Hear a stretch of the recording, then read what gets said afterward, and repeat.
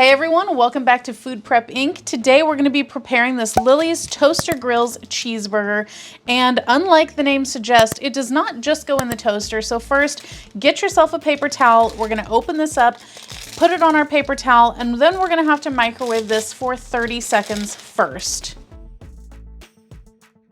All right, now that it's come out of the microwave, we're gonna pop this into our toaster. We've got our toaster set on medium-high, and we're gonna do 1 cycle. If you'd like to support this channel, the easiest way to do that is using our Amazon links the next time you shop there.